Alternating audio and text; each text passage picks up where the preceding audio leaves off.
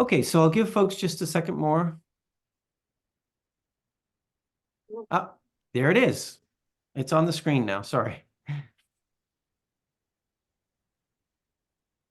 Go ahead and read along with me. My internet seems to be a little glitchy right now, unfortunately. So go ahead and read along as I do.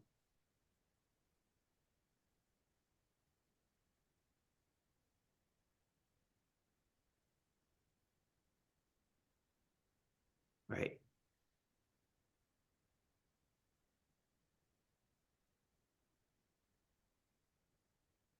I'm reading the responses here, and I'm seeing things that relate to being prepared. It also is about the spirit of being inclusive. It's about who's in the driver's seat.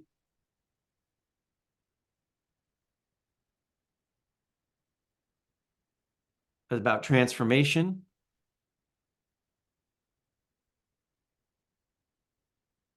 Great. Talking about livable futures, food and energy, ability to withstand. Great. We'll share this back with you if you were part of this meeting. We'll make sure you get a copy of this so you can see some of this initial thinking that you had.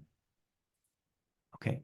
This is really helpful, and we're going to, in just a little bit, we'll split up and start to actually have some conversation around these very things. To get us going, though, I'm going to ask, let me just see if Secretary Moore, you are here. Julie Moore is here. I'm just seeing if the Treasurer Mike Pichik is also here. No, he's not. Okay, great. So Secretary Moore, I'd love to turn it over to you for some initial words about what this effort is and where it comes from and why it seems so important right now for Vermont. So Secretary Moore, over to you. Thank you, David, and good evening, everyone. It's a pleasure to be with you here this evening.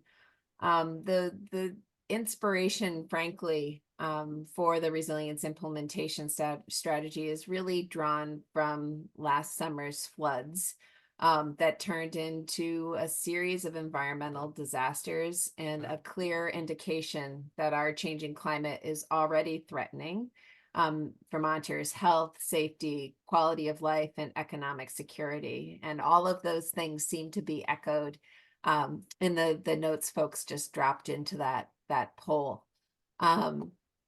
But I think, there's a demand, an increasing demand to do something immediately. There's this sense of urgency, and it's figuring out how to turn that sense of urgency into a prioritized set of actions, and recognizing that Vermont is already engaged in quite a number of different resilience activities, from fundamentally changing how we size our transportation infrastructure, to looking more carefully at the types of development we allow in flood-prone areas and limiting it, to seeking opportunities to reconnect rivers and streams to floodplains and restore wetlands, to ensure our forests are healthy and resilient in the face of pressures from invasive species and changeable weather conditions.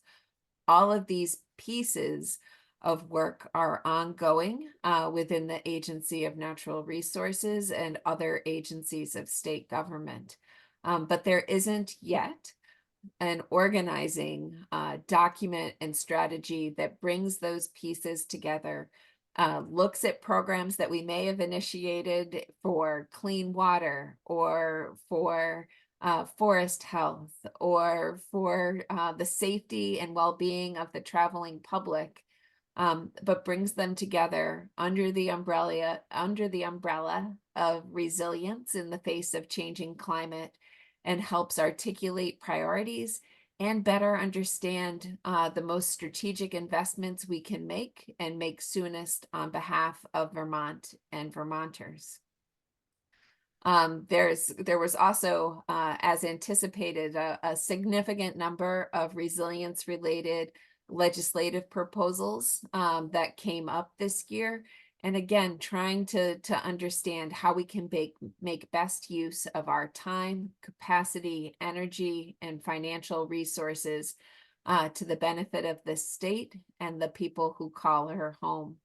And so was really pleased when at the very beginning of this calendar year, the governor and the treasurer together announced this effort to develop a resilience implementation strategy that recognizes our need to act swiftly and in a prioritized and organized fashion to try to have the greatest effect possible. The importance of having it be a community-centered approach. And that's why tonight's meeting, along with one that's planned for later this week, are really important foundational blocks to building this work and a path forward that looks at collaboration across all of the agencies of state government, across different levels of government, state, federal, and municipal, as well as businesses and nonprofits and community organizations. And I'm really pleased to see so many of those represented here tonight in order to develop what is a workable plan, not a theoretical plan, but one that we can move into implementation.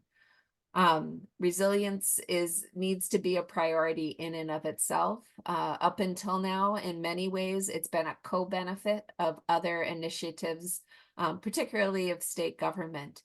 And I think it's time to rethink how we order our priorities and give extra weight to resilience, knowing that the climate will continue to change and its effects, absent differences made by each one of us, will become more and more challenging to recover from. And so with that, I don't know, David, if you want me to also touch on some of the costing pieces the treasurer's office is going to speak to. I saw that Ashlyn is here and might want to address those pieces as well. But just as an overall framing, the resilience implementation strategy is an effort to bring together all of these disparate pieces, gather them, prioritize them, and begin implementation. Great. Thanks, Secretary Moore. Yeah, Treasurer's here. So let me turn it over to you, Treasurer Pieciak, to say a few words about how you're seeing this initiative and your sort of motivation and thoughts around it.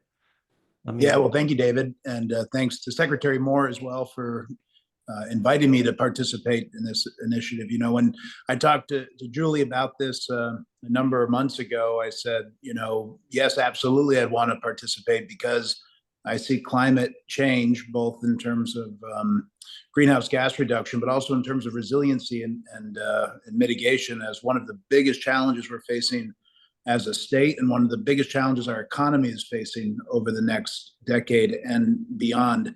The reason I mention our economy is because there's so much that's tied to the uniqueness of our climate in terms of our weather getting warmer and wetter. But separate from that, climate change has been continually costing us more and more in the state of Vermont. It's costing us more in terms of absolute damage that's caused to the state of Vermont. It's costing us more in terms of disruption to businesses and to individuals' lives. It's happening more frequently. It's happening in a more severe way. So as we project out, we know that these things are going to start to build, unfortunately, and potentially get worse and cost us even more.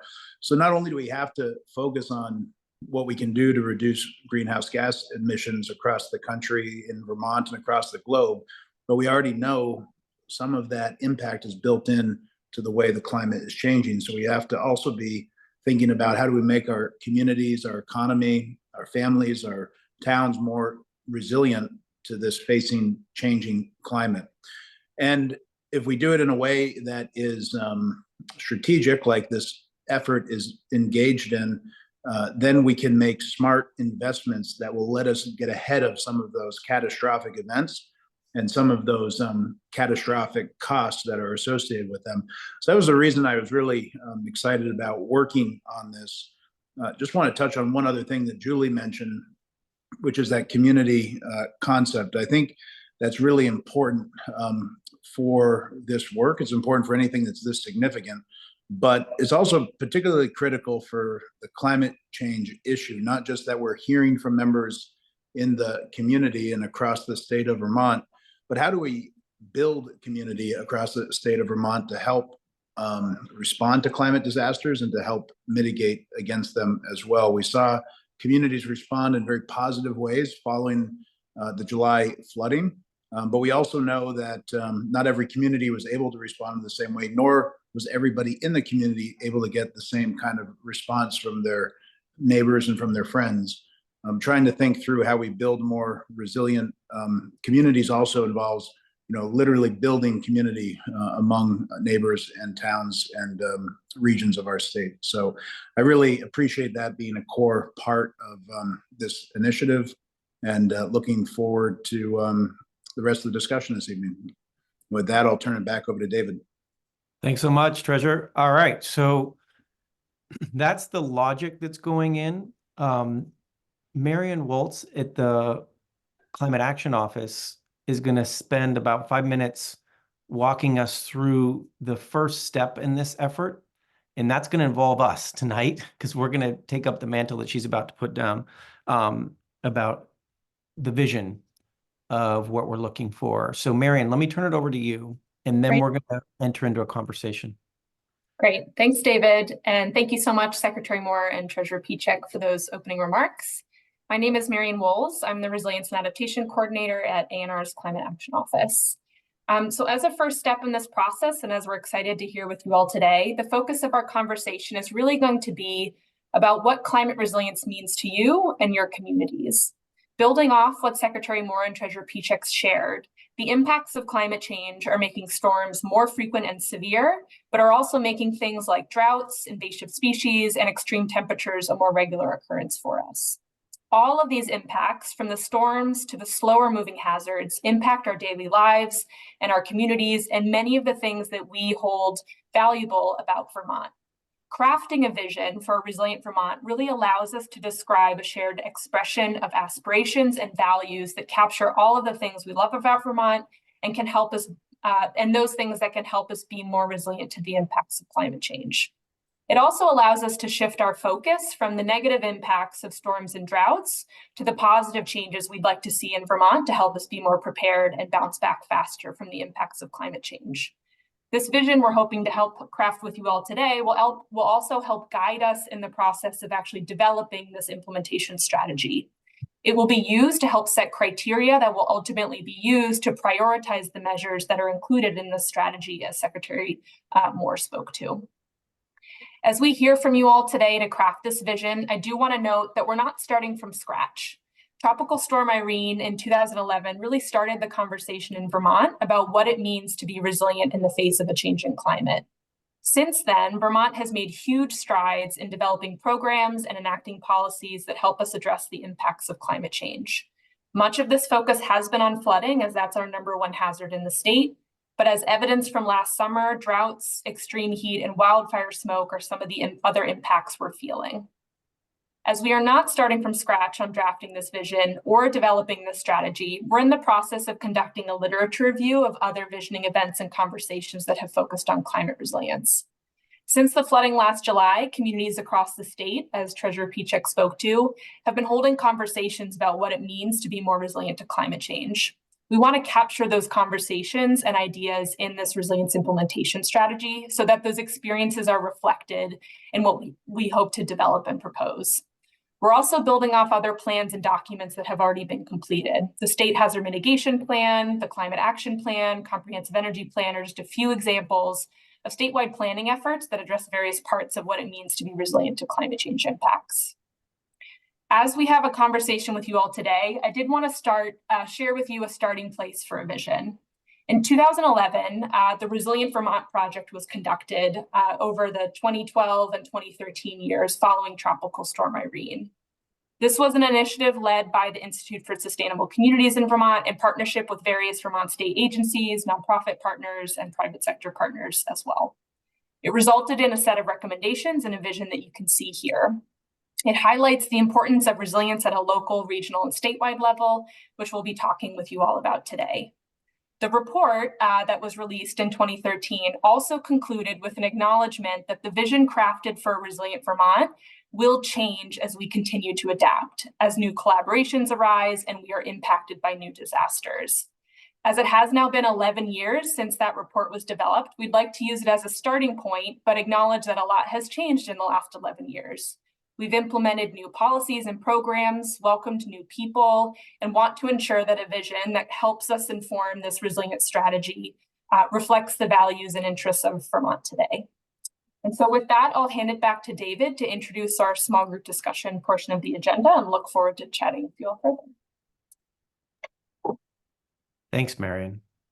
Okay, so this isn't the first time Vermont has looked at a vision for resilience. However, as Marion says, it's been a decade, and so it's a good time to check and try again. All right, what we're going to do at this point is have a conversation around the following prompt, and we're going to do that in some smaller groups.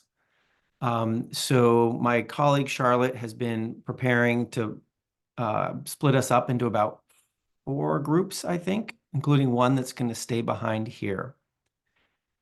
I want to say a word about those of you who are using the language interpretation tonight. If you are using that language interpretation and you'd want it for this small group, can you either throw that in the chat now or tell my colleague Charlotte through a direct chat that that's something you want, and she'll keep you right here in this main group. This will be the one group where we have that support. So please let Charlotte know now if you'd like to continue having language support in Arabic, and she'll make sure you stay here in this main group. Okay. So this is what's going to happen. We'll split up into 4 groups, and we're going to all try to answer the same question. And the question is this. I just threw it in the chat right now.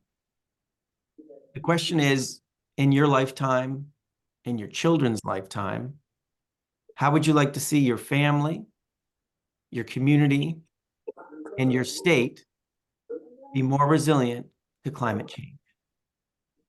Okay. So we're going to take a moment, get in some smaller conversations about that. We'll take some notes, and then we'll come back here, all of us together. I see there's 53 of us right now.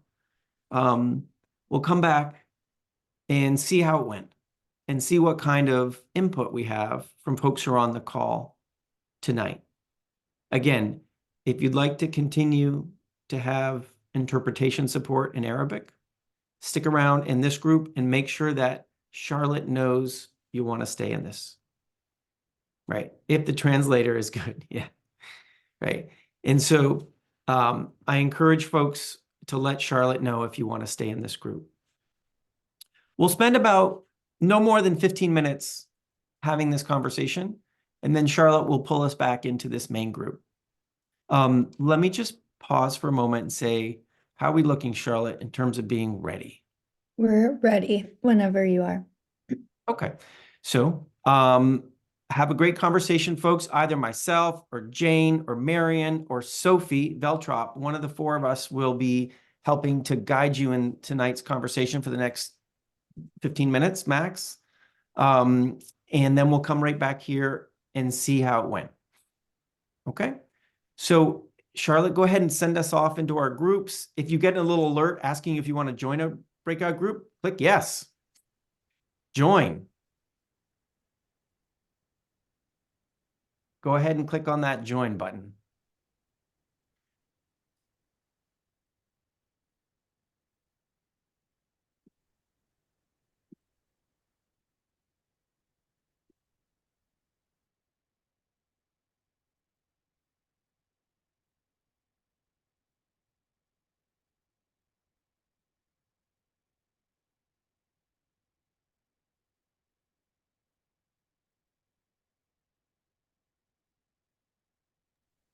You're on mute, Sophie. There we go. Welcome, everybody. Thank you. Thank you so much. I'll invite folks to turn on your cameras if you feel comfortable with it, since we've got a bit more of a conversation rather than a presentation that we'll have now.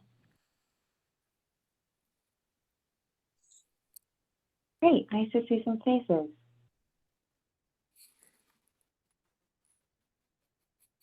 And to make the most of our time getting into substance, if you would like to drop your name in the chat and where you're joining tonight, where you're joining from tonight, and affiliation you'd like to give, so we can have an introduction of who's in this smaller room, feel free to do so.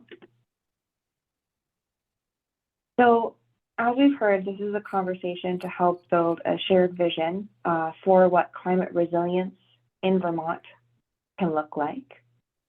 And that vision will be the basis on which we're forming these tangible resilience strategies that can be implemented. So in that context, we would like to hear from you in your lifetime and your children's lifetime. How would you like to see your family, your community, and your state be more resilient to climate change? So we're acknowledging here that resilience happens on different levels, right? At the household level, at the state level. And I've dropped that question in the chat again for us.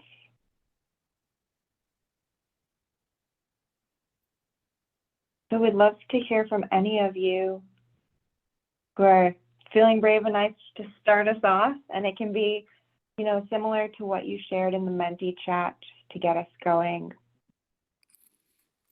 Do we have to raise our hand, or we just talk? You can just jump in. Thank you, Sophie. So for me, I want my kids to thrive, not only to live, to thrive in the state. And the resilience, we need to recover first from what happened to our homes. You know that people who are immigrant and low income, they are not even recovered from what happened to them during the flood.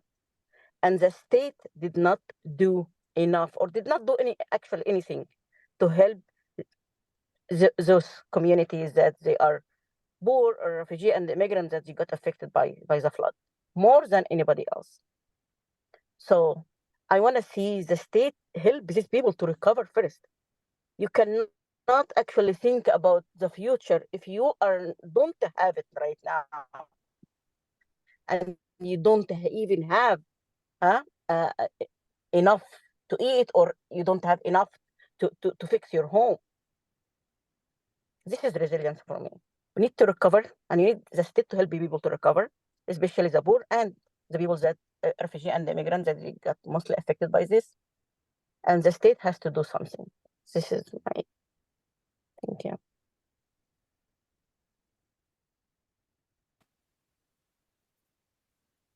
Thank you, Mara. Let me know when is my turn so I can talk. It's your turn, Raghav. Please. Hello. Thank you for giving us the opportunity to talk.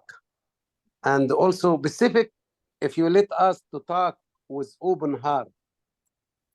First of all, I surprised that you don't invite many immigrants. Because if you did invite many immigrants, you will hear a lot of voice. You will hear a lot of opinion. I understand always Dr. Mona sending a message, we have a meeting, we have a meeting. I was surprised, looks like it is just me. Hear from the people they were suffering. I would like to see the state, they are honest. And when they like to help, they will help. But the state remind me like Middle East. They like to talk, they put everything in paper, and there is no action. I am still suffering about the flood in my home. And I am sorry. Everything it become to my mind that everything is just lying. There is no truth. I did not get help from the state. Yes, they come, they did inspection. They told me I am eligible for up to 41,000. They said, send your bill, send all this. I send it. And yes, imagine how much did they send me? $641. 641. So I feel that I don't like to spend my time because they are not honest. And everything is just like Middle East. God knows. They take this fund to where? I don't like to make you mad. That's good enough for now.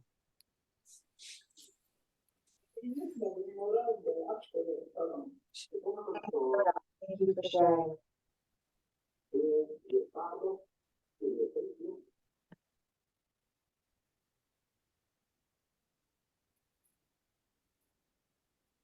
So I'm capturing what I'm hearing from those I've just heard from, Mona, capturing from you that we need to not just live but to thrive. The state has not done enough or much of anything to help communities who are most affected by the flood. We can't think about the future if we don't have enough to eat or fix our homes to start. And what I'm hearing from you, Rob, that we need to be inviting immigrant population to be part of these conversations. Oh, I'm very sorry about my audio. My phone died. But the important part is to not hear from me right now, so I invite others to weigh in. And hopefully your audio is better than mine. I think I worry a lot about as the situation gets more precarious for more people, that it kind of becomes less mutually supportive and more everyone for themselves. And I think that I think it's going to be worldwide and in Vermont. And I think now is a very critical time to plan for that so that people aren't in harm's way and that we can rebuild while there still is federal aid money, while there still is state aid money, because I think that the amount after each successive disaster of recovery money is going to go down probably. So we need to like stay ahead of it and then also not rebuild the exact same way, but like maybe we can't change like downtown Montpelier or downtown Barrie now, but after everything's destroyed the next time, and there's relief money to build back so that it's not destroyed the next flood after that.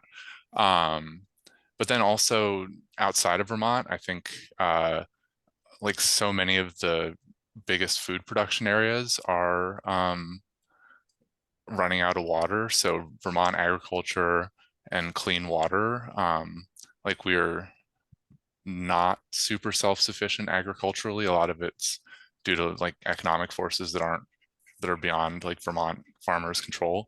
But being able to build Vermont agriculture back up, or regional agriculture back up, I think is going to be incredibly important. And yeah, and keeping water, like the clean water in Vermont clean, because I think just being more self-reliant, because we won't be able to rely on other countries and the rest of the country as much as we currently do.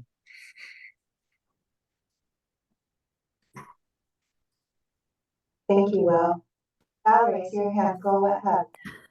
Following up on Will's comments about agriculture, and I mentioned in the early chat comment that my concerns and stressors about climate change are just far too many to list. I mean, there's just so many. But for this conversation, one that comes to my mind, planning ahead, is agricultural resiliency. I think we've seen over and over again different flood events, not just flooding, different events in general, whether it's freezing, flooding, drought, all kinds of things really pose a threat to our food systems. And so to the extent that we can diversify our agricultural economy, where and how products are produced, how they're produced, and just being mindful of those threats. And somehow, I'm not expert in this area at all, but I'm just very aware of it.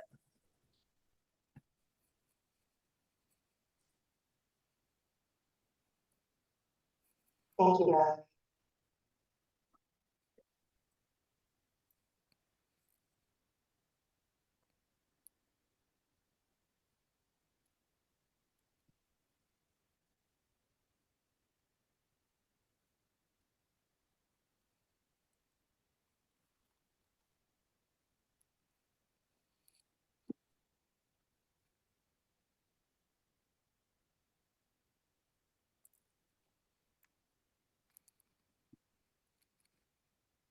I see that Rini and KV are off of mute. I don't know if you have anything that you'd like to chip in.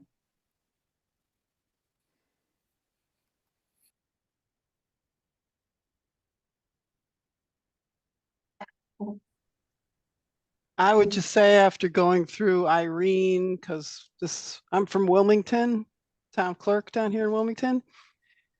So that was probably, or should have been, a major wake-up call to the state as to the potential for hazards and how to bounce back from it and what changes need to be made in restructuring and coming back from it. I think one of the pieces that concerned me was a lot of things were patched and moved on. So whether it was roadways or whatever, I think it was the quick fix to get it back up and whatever. And since then, we've been redoing roadways and bridges and culverts and et cetera, because they really, we patched them to get ourselves back in business, but we didn't, I don't think, make a plan as a state to come back and look at our highways and roadways and getting them back up to code and in a form that they weren't going to fail again. I think we've got to get back to being responsible about our waterways. We used to do some dredging and things to get the debris out of them that's left over. I mean, it's not natural to have, the chunks and gravel and whatever from parking lots and dirt roads and all of that in our stream beds. It makes them shallower to start, and it's certainly not, inducive to our fish and our flora and fauna. So I think some of that really has to be looked at again. I've got some concerns about the river corridor pieces that are being now pushed through legislation, because a lot of it, I think you're looking at a flat map and Vermont's not flat. And we've got homes and stuff that are 20 feet and more above the waterway that I don't think should be designated as this river corridor piece, and thus on the backs of a Vermonter not to be able to develop anything of their home property. And unfortunately, I don't think you can tell me that if you label a property's river corridor that you're not going to turn around and then ask for those people to be paying for flood insurance. I just don't think you can stop that train if you start rolling it that way. So there's a lot of pieces that have to be kept from being placed on the backs of Vermonters to pay for it. Because I understand FEMA and other people want to stop paying for things. So it would behoove us to have plans where we restructure and do for what we need to do. And it's going to be tough for us mill towns, because we did come down off the hill and set up towns along riverways and pathways, close to waterways. And for the mill industry that's founded our towns, and it's going to be very difficult to move away from that. So it will take a lot of thought and responsible progress. Thank you, Therese. And just to make sure I captured one part that you said, I kind of missed the second part of the sentence. You said if you label a certain area a corridor, then you can't expect a certain payment or something like that. Can you say that last part again? My worry would be that flood insurance would be required right behind that. If you label somebody's property as river corridor, I think it opens the door to something like flood insurance, which is very expensive, and yeah, just an additional expense to the homeowner. Got it. Thank you. Well, thank you everyone who has spoken up. I know that Charlotte posted in the chat that we'll be closing up for the breakout rooms, and just want to acknowledge the vulnerability and strength that it takes to speak up, and that I appreciate you all listening as part of that as well. So for those of you who are listening, witnessing, and thank you for being here today.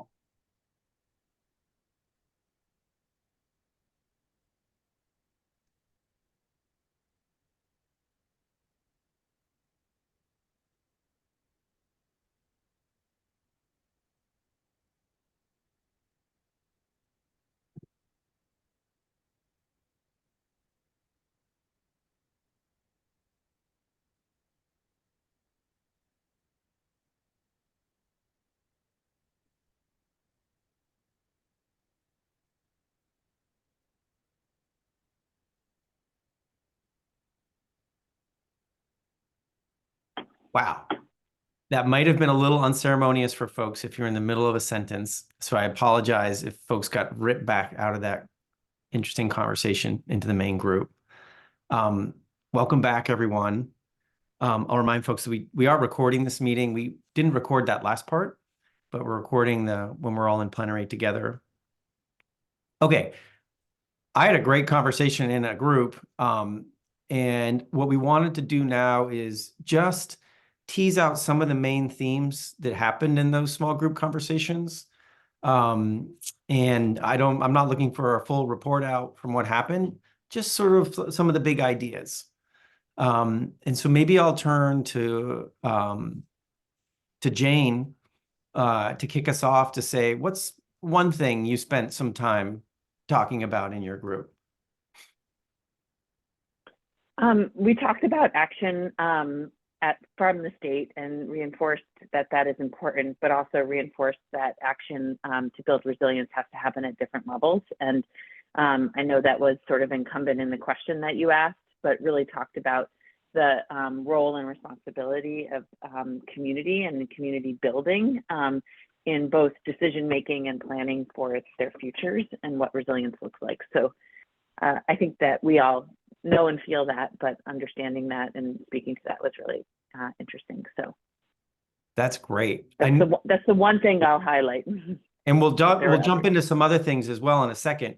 You mentioned the importance of community building. We had almost the same exact comment come in our conversation from Stephen, I think it was, saying the importance of doing community building, even in the times when you're not under stress. So you're able to deal with that.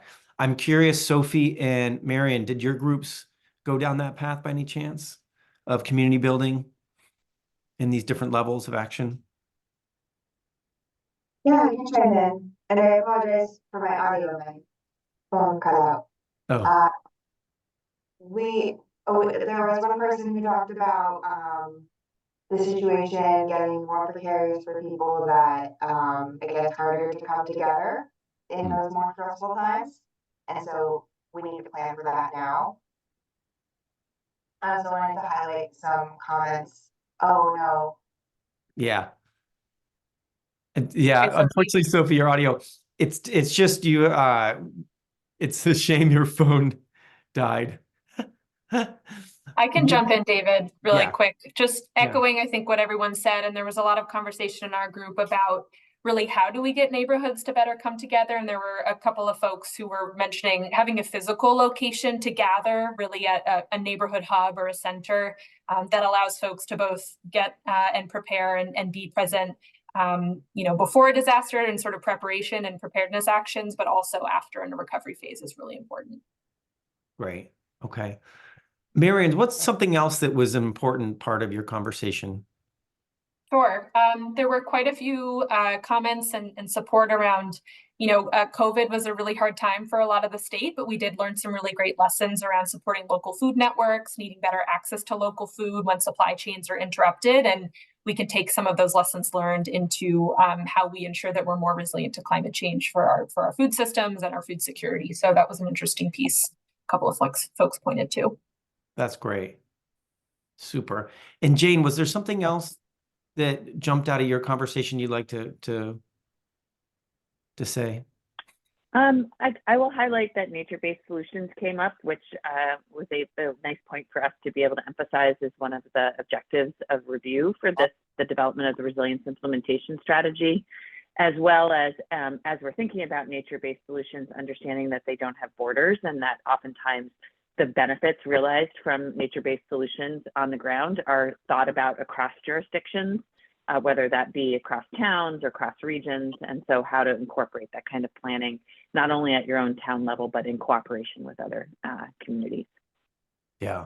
And certainly in my group, and in a moment, I'll open it up so it's not just us facilitators talking, but in our group, that kind of discussion happened as well. Like, how do we get back to a situation where a river is able to meander, right? A river, you have natural, back, I think there was a comment about the 600 beavers per square mile or something comment about, there was a different time when those rivers were not so brutal.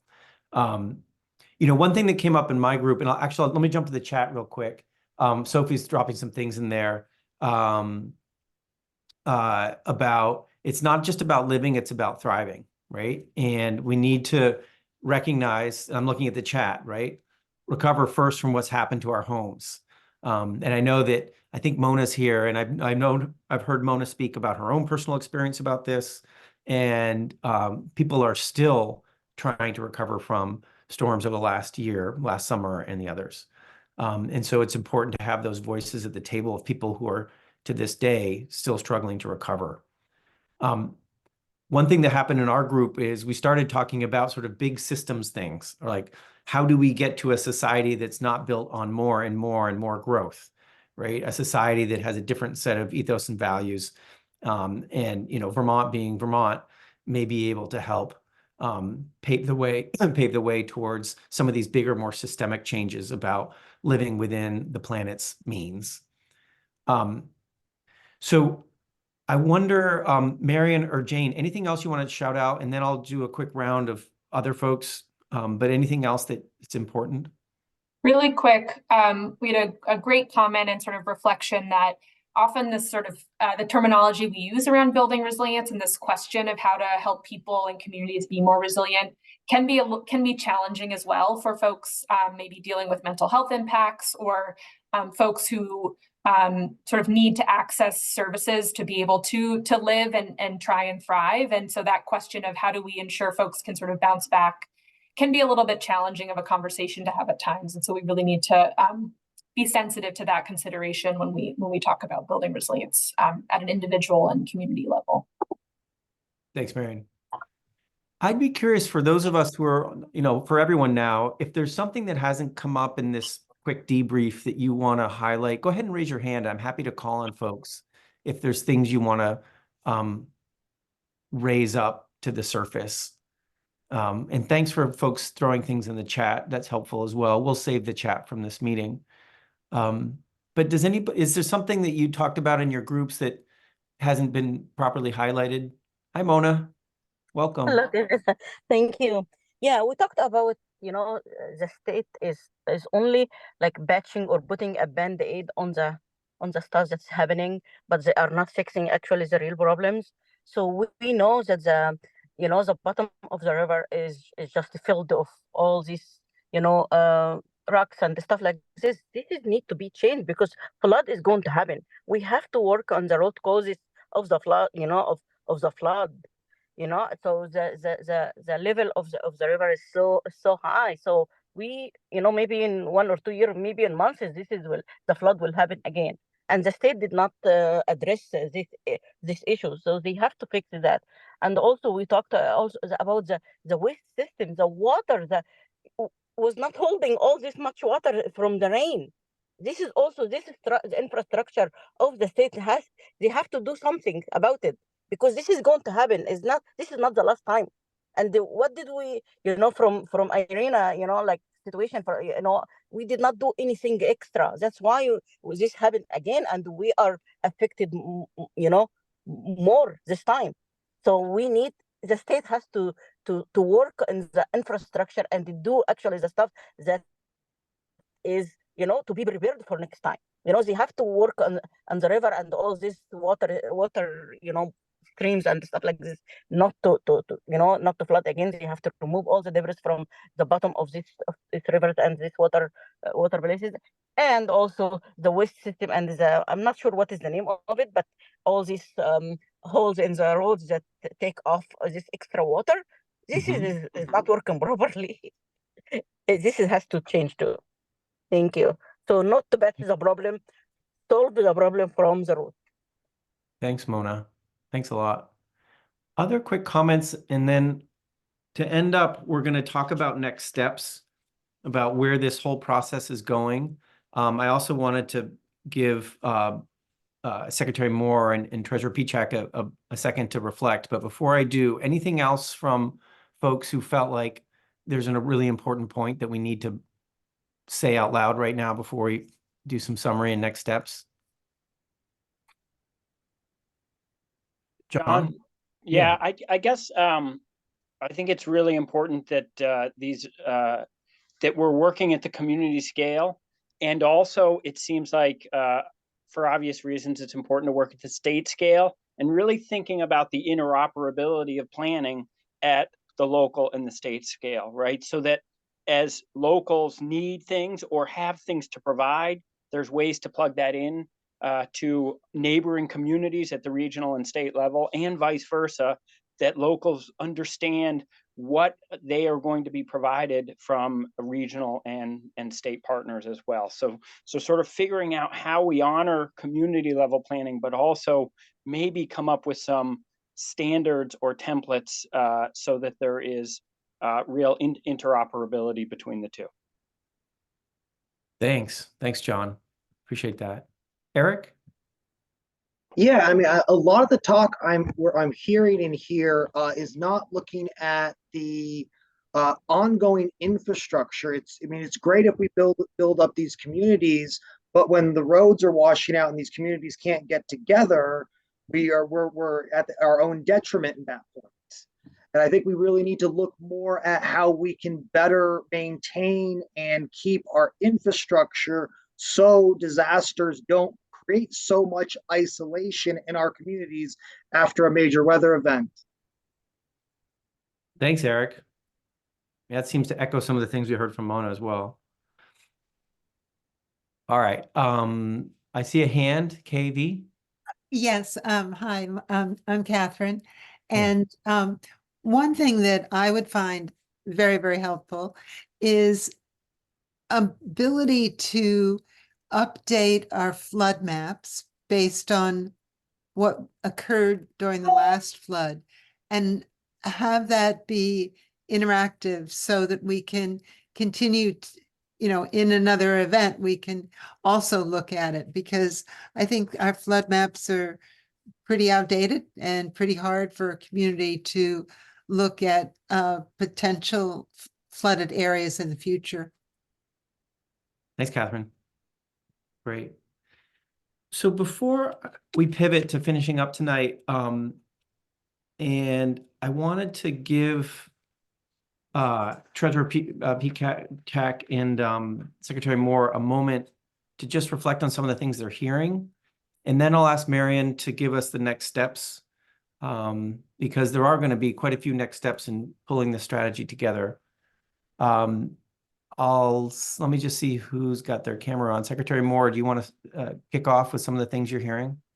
Sure. I want to thank folks for this really interesting discussion tonight. There were a couple of things I actually saw in the chat that I feel like probably should be raised up. Specifically the comment Maggie typed in about the emergency management capacity. And I think it tacks and ties with some of the other concerns we've heard about the importance of community, but also the limits on capacity at the local level and how we will navigate those sort of those pieces that can be a bit in tension. All the talk about floodplains and giving rivers the room they need to move and spill out of their banks, nature-based solutions are really important concepts that I know the agency emphasizes in our work, and was pleased to hear them reflected here. And then another theme I saw emerge was around the importance of agriculture and sustainable agriculture, and where that agriculture takes place. And I think that is a really important aspect of this conversation as well. Thanks, Secretary Moore. That's great. And I don't know if you're able to reflect right now, Treasurer Pieciak, but I just open up your mic if you want to weigh in on some of the things you've been hearing tonight so far. I think that Treasurer Pieciak had to log off, but I'm Okay. happy to say a couple of closing remarks on his behalf. Sure. My name is Ashlyn Doyon, and I'm the Director of Policy in the State Treasurer's Office. I just want to echo Secretary Moore's thanks for everyone for being here tonight and sharing ideas as we sort of kick off this implementation strategy partnership with the Agency of Natural Resources. From a Treasury perspective, I've just sort of been listening and hearing all of these ideas and starting to think about what sort of logistical steps we can take in order to move these things into practice. I think a lot of the ideas that we identified tonight are going to take resources, financial investments in one way or another. And when I think about the topics we just spoke about in our breakout sessions, how do we create resilience at home in our community and statewide? I think that a lot of that resilience has foundations in economic security for folks in their individual family lives, with municipalities and communities so that they can respond quickly to unexpected events, and also so that they can prepare and be proactive for what's coming our way, and the same at the state level. And so just thank you for being here and for helping us to get this work started. It gives us a lot to think about, and I'm excited about continuing to do this work over the course of the next several months. Thanks, Ashlyn. That's great. All right, so I know we're going to start to lose folks. Marion, could you give us the quick run through of what the next steps are going to be in this process? Absolutely. I'm going to give you a quick run through, but I'm also going to give you an overview of where we're at with the strategy and point folks to where there are going to be future engagement opportunities. So I'll echo what everyone said. Thanks so much for joining us this evening. I'm going to share an overview of the process and the work plan that we'll be working through over the next 18 months or so to develop this strategy, and then highlight future opportunities for engagement. This will be at a high level, but on the next two slides, you'll see a timeline with bullets for the broad work we're doing to develop this strategy, as well as opportunities for engagement that we're planning on conducting. Engagement opportunities you'll see on this slide are indicated with sort of the bolded orange engagement letters, and then the work we're doing to develop the strategy are the other bullets. So at a high level, the process to develop this resilience implementation strategy I see as broken into three main components, and Secretary Moore spoke to this at a high level earlier in her comments. The first step we're currently conducting is an inventory of existing plans and programs from across state government that have a connection to helping Vermont build resilience to climate change. We're calling this inventory the Opportunity Assessment, and it will allow us to get a full picture of what state government is doing to build resilience to climate change, and will then allow us to conduct a gap assessment, so we know there are places where we could be doing more. This opportunity assessment will result in an inventory of what the state's doing to build resilience to climate change and an understanding of where there are gaps. We're aiming to have this complete early in the fall of this year, and we'll be conducting public engagement events on it in January and February of next year. We will also be building off of your conversation today, one we're having later this week, as well as other events, to develop a vision for a climate resilient Vermont that we'll aim to have complete in November as well. We'll be building off that literature review I spoke to and taking the input you provided today to draft a vision, post it online, and have a feedback form available for folks to provide comment on. And that will all happen later this year and early next year. The second phase of developing this strategy is taking that inventory, or really assessment of work that state government is doing to build resilience to climate change, that gap assessment that will result from that inventory, and then working with the public and stakeholders to prioritize the gaps and then identify measures that may be needed to fill those prioritized gaps. In many cases, this could mean an adjustment to evaluation criteria or a change in scale or scope of a particular program. As we discussed, there's a lot already happening and being done to build resilience to climate change, but we may just need to adjust the scale and scope of existing programs. Gaps will be prioritized using criteria that include this vision you all are helping shape today, and we'll then work with stakeholders to identify measures to fill those gaps. We're aiming to have that work complete in April of next year, and we'll have opportunity for public engagement to review and to provide feedback on those proposed measures in April as well. And then the last phase, we'll be working with the Treasurer's Office to really understand the costs that will be associated with implementing the measures that were identified in that phase 2. We know, and we spoke about it today, climate change impacts are costly. The July flooding alone was $1 billion disaster, and building resilience to climate change will come as a cost as well, which requires us to really prioritize and think about that work strategically. We do know, however, that investing in climate resilience measures pays off in the long run. Research shows us that $1 invested in climate adaptation measures yields at least $6 in savings when a disaster hits. And building resilience also means our communities will feel more connected, will feel healthier, and will be more prepared to deal with other climate shocks. This cost analysis that we'll be doing led by the Treasurer's Office will be completed in July of next year, and we'll be working to hold public engagement events on that in May and June as well.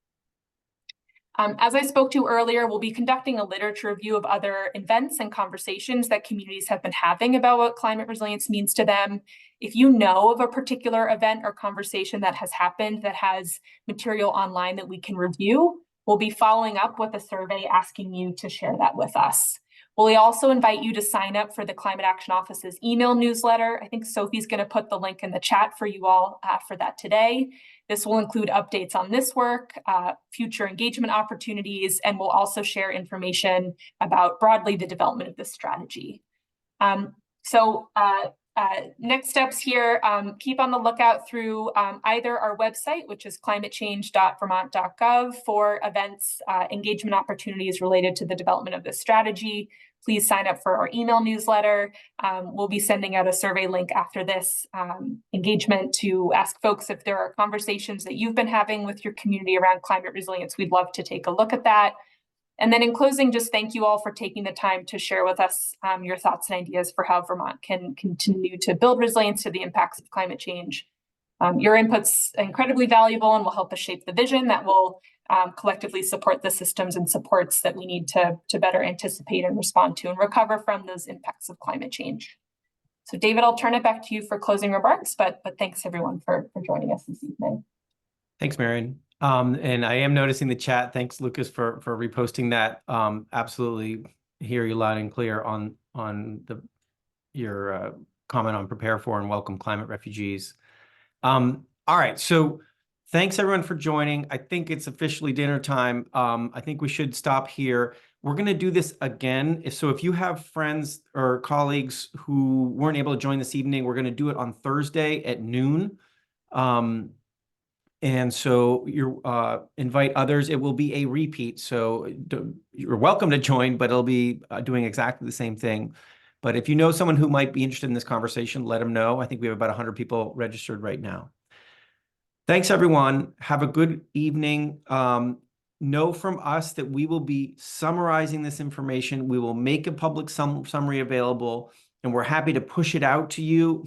Since you registered for this event, we can email you back a summary of this and combined with the Thursday conversation so you can see how we're capturing this information and how it's being fed into this bigger process.